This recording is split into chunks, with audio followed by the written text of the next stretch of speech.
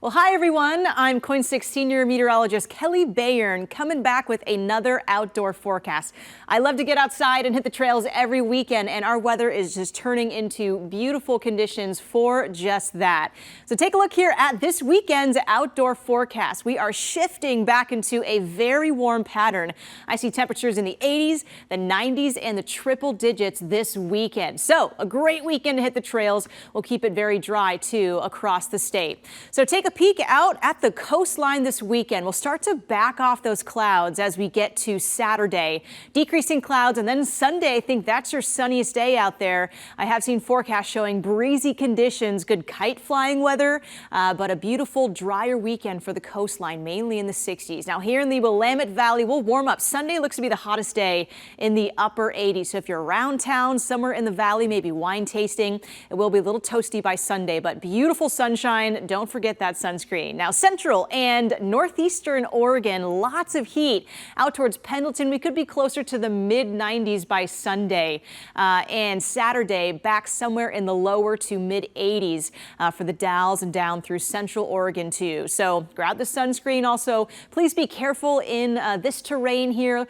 Lots of drier terrain and wildfire prone areas. So please be careful if you've got a campfire going. Southeastern Oregon, we're also in the mid upper 80s this weekend. Lots of heat across the southeast there and the high desert. And out to Medford, of course, hitting triple digits by Sunday. Lots of heat in place and a little cooler out towards the coastline. But again, Roseburg through Grants Pass and Medford, we will build up the heat this weekend. So I love to get outside, but not all outdoor adventures include trails and water. So this one definitely involves the dirt. I'm talking about berry farms, and in this interview I get to chat with Columbia Farms and the farmer's daughter, Megan Hallstone, who shares the updates on all the berries out there now, how the season is going so far, you picking tips, and what fruit is still to come this season. So stay tuned. That interview is coming up right after the break.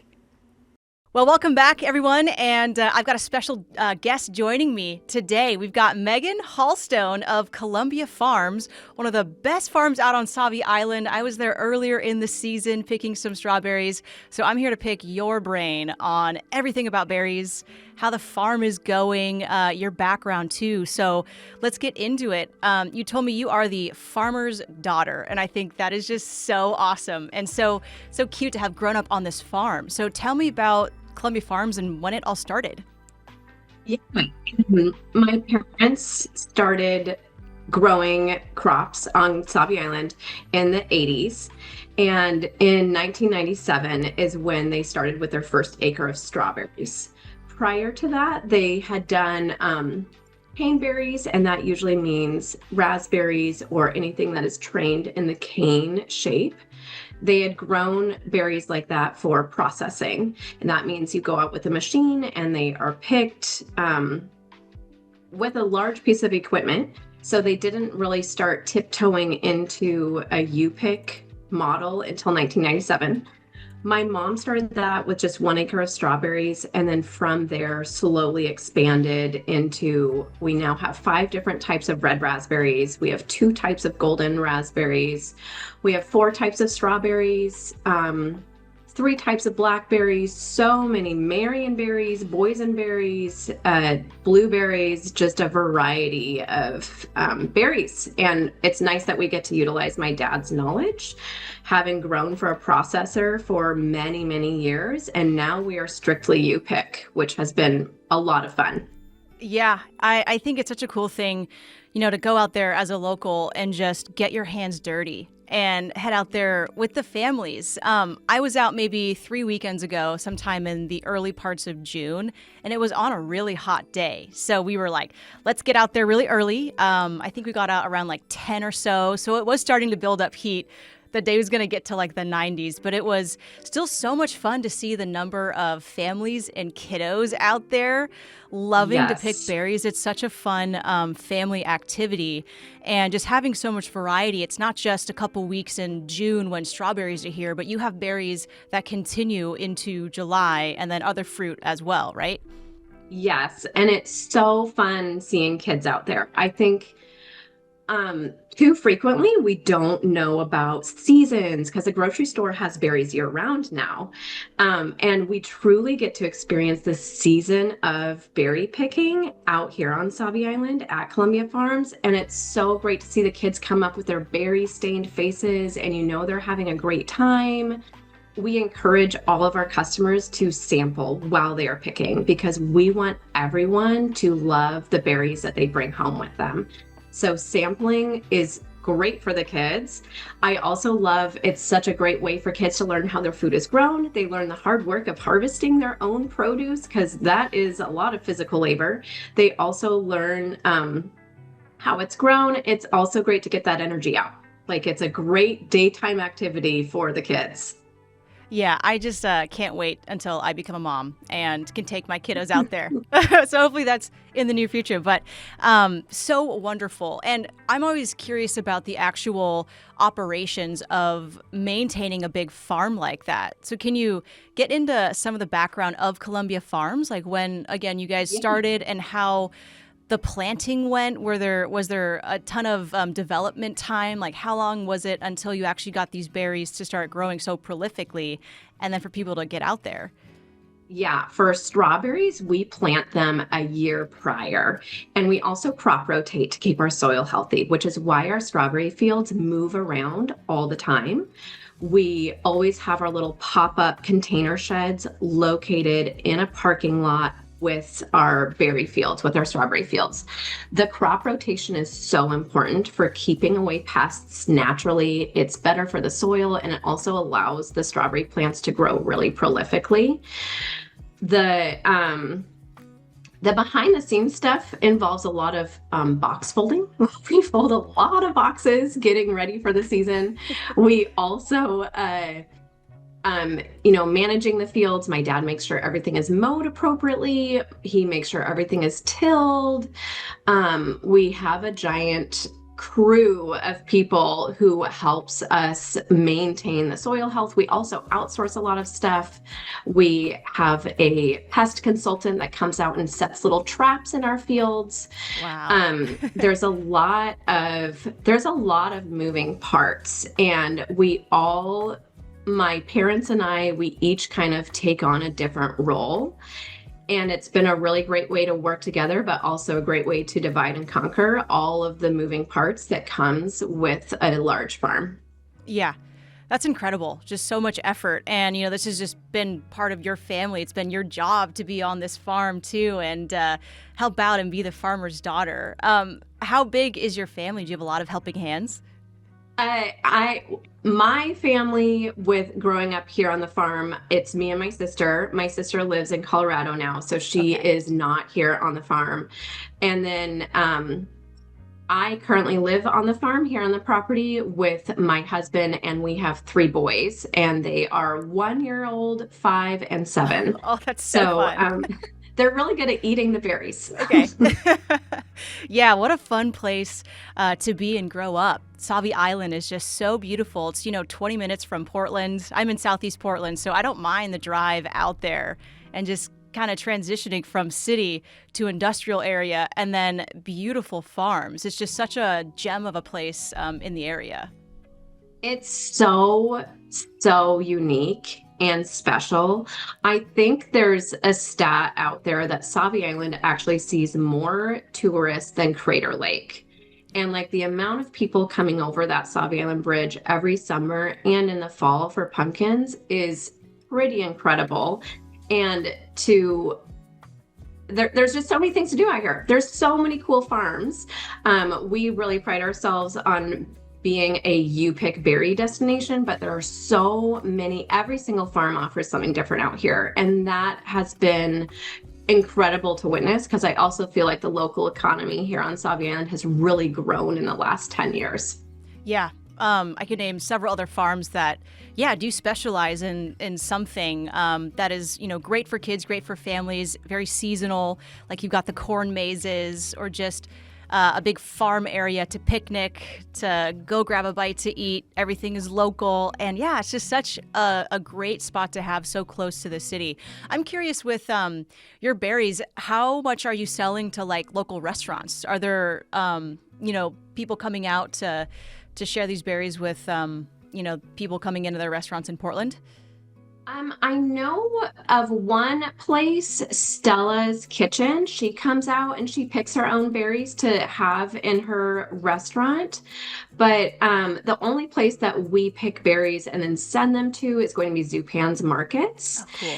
And we really get busy with the U-Pick. I've been really impressed with how many berries get picked by people coming out and picking their own produce, which is also like really humbling and feels really special that on a busy weekend day, I can look out at a packed parking lot and think all of these people are here to pick their own berries. And that is a really special thing for me to witness, because when I was little and watching my mom with 1 acre of strawberries, how the business has completely grown as we've made adjustments and made a few changes. And with the addition of websites now, in the 90s, farmers didn't have to worry about a website. We didn't have to worry about social media. Right. And there's just a whole bunch more that goes into it. But with that has come really incredible growth. And it's been really special to see everyone come out and they're really excited to pick their own berries. Yeah. And yeah, I love that. When I was out there, I saw this guy wheeling one of your wagons, and I don't know how long they were out in the fields, but they had maybe 4 pallets that were filled to the brim of the most beautiful strawberries. And I was just curious what they were going to use them for. Like maybe a restaurant, maybe their own store. They're going to make tons of jam or pies. But it was really cool to see just the amount that they had picked. Your fields, I think, have some of the biggest berries out there. So it was nice to get down in the dirt and find these beautiful prizes that are just so delicious to eat. Yeah, and that's part of the crop rotation also. We have found that on the baby fields, on a first year field or a second year field, the berries are a lot bigger. And especially depending on the variety, the hood strawberries tend to be a little bit smaller, but they're also wildly popular because of how sweet they are. But as we go later into the season, when we have Mary's Peak and then the OSU test variety that has a whole new cult following, it has a brand new name. They're naming it Finito Strawberry. Those are larger and so much fun to pick because you fill up your little pint boxes so quickly. Yeah.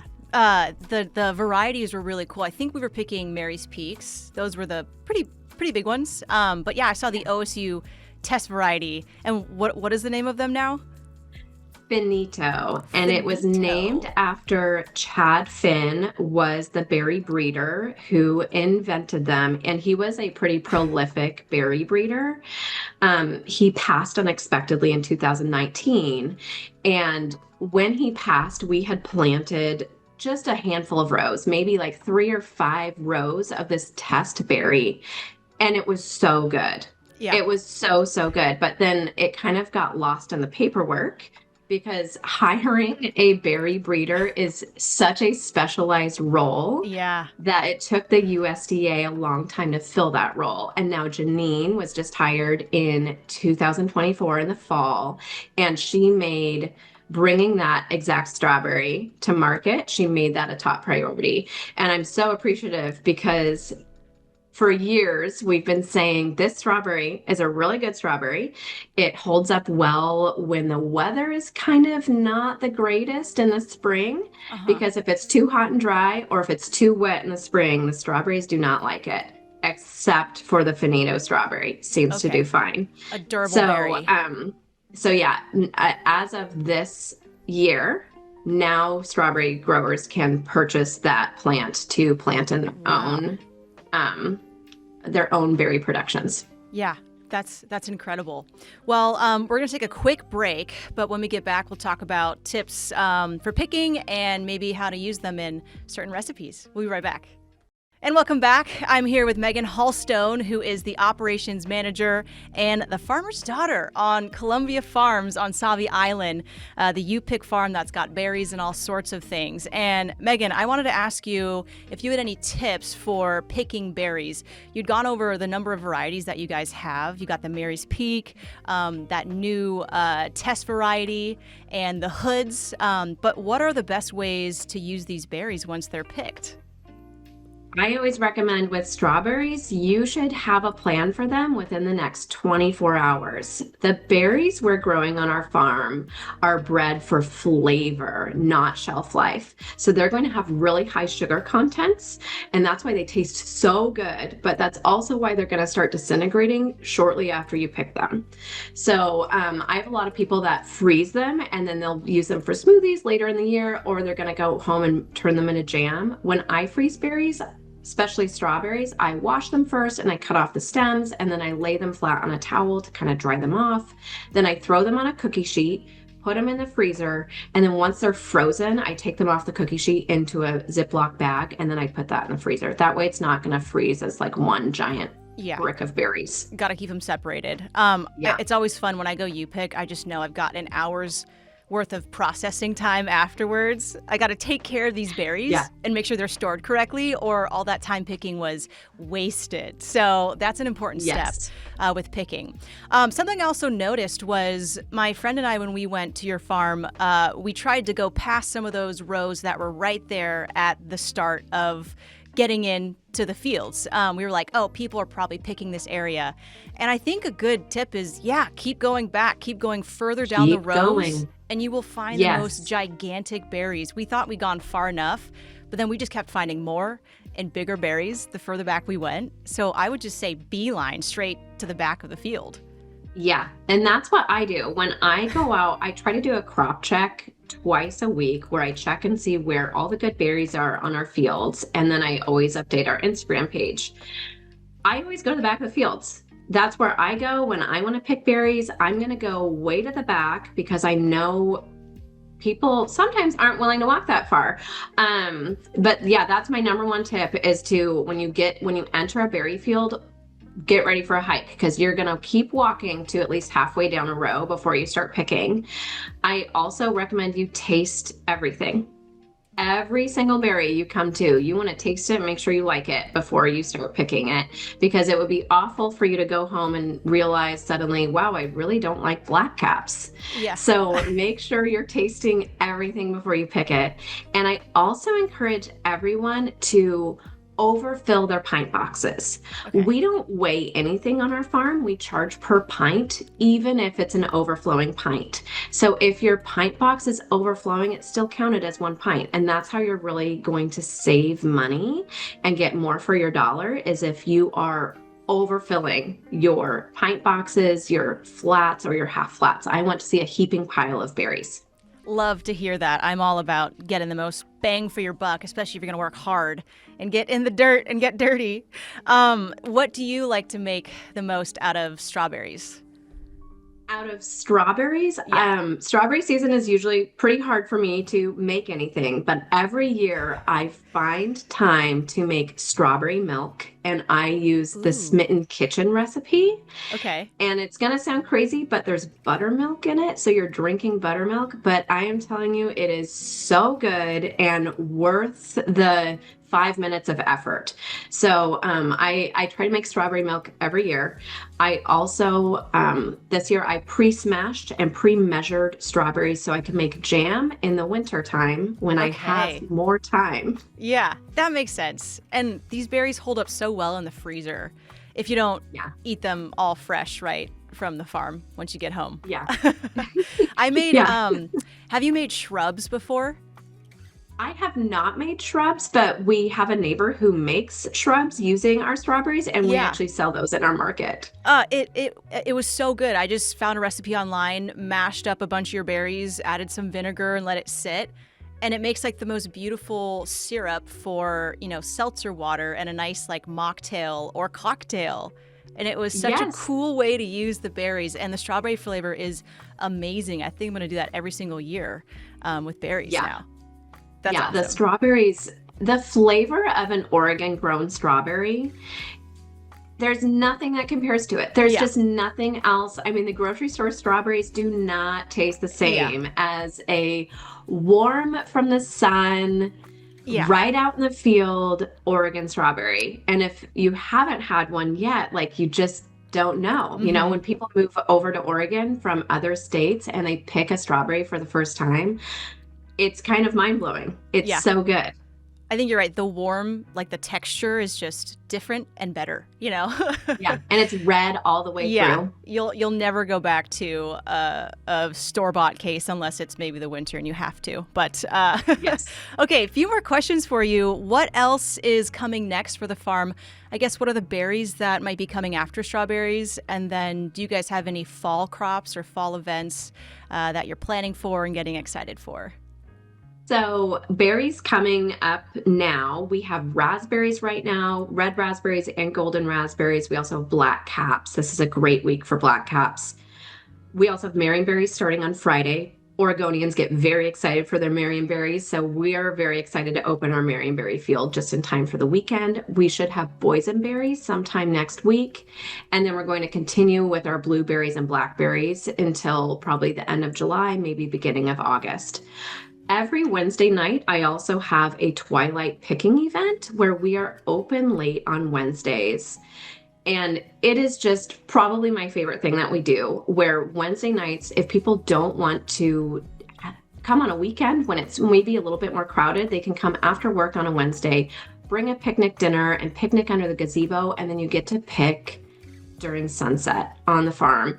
And it's so fun. That's amazing. And tonight is our first twilight picking with our friend. We have friends that come out and they play bluegrass under the gazebo, and it's really, really fun. It's just a free thing for people to listen to while they also pick their berries.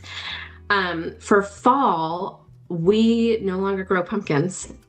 This is going to be my first year not having pumpkins, and I'm actually really looking forward to spending time with my family in October. I mean, there's a great reason. So will you guys have any fall events still, or are you guys kind of just shifting away from that? No, we're shifting away from the fall stuff and really focusing on our berries, because that's what we're known for. We're known for our berries, and I'm excited to lean more into the berries and kind of work my behind off for 10 weeks during berry season. And then when my kids are in school, I can just kind of slow down a little bit. I love that. And I'm really, really, really looking forward to it. That's fantastic. Well, it's been an honor talking to the berry queen of Sauvie Island. I just love your guys' farm. It's so easy to get to. Just searching on Google Maps. Your website is great too. You guys are on social media also and are very communicative with what is growing. So if you have any questions about berries, it's easy to find the info from you guys. And really looking at your farm, it's the place to be for berry picking. So Megan, thank you so much for chatting with us. And I'm excited to continue into maybe another variety of berry and get to picking out there. Yeah, thanks for having me. It was great coming on and talking about berries. Yeah, awesome. Well, you take care. And folks, thanks for tuning in. Hope you get out to the fields and go berry pick. Columbia Farms and Sauvie Island is such a beautiful place. So thanks for watching. We'll catch you next time.